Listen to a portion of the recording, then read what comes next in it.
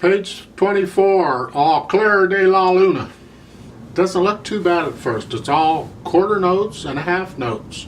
Take a look at the pattern in the left hand at the beginning, the first couple measures.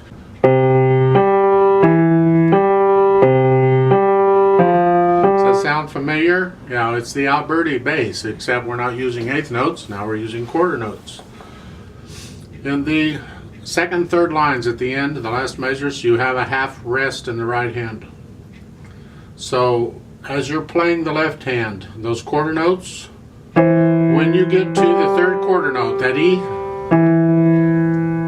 this is the second line. As you play that E, the third one, you got to lift up the right hand so we get a rest. Careful about that. In the third line, you're down here. So lift up the G in the right hand as you play the third beat in the left hand.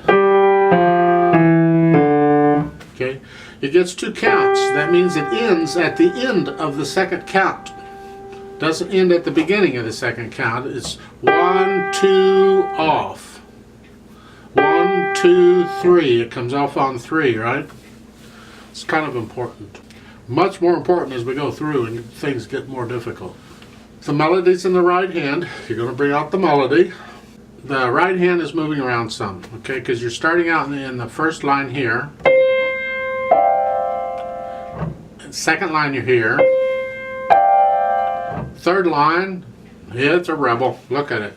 Starting out with fifth finger on D, so you're going down to here.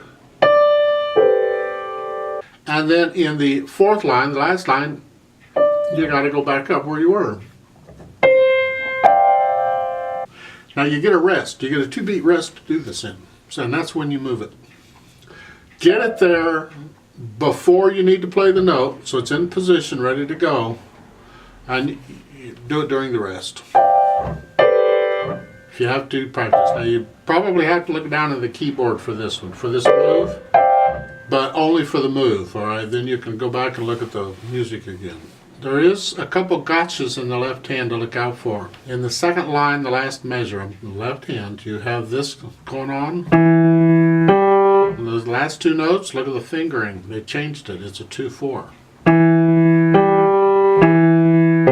That's because you need the 5th finger at the third line for that one note. You didn't really change the hand, you're just going down so you can play one note, the little finger on one note. It's quite common in piano playing for the little finger and the thumb to cover multiple notes without moving the hand.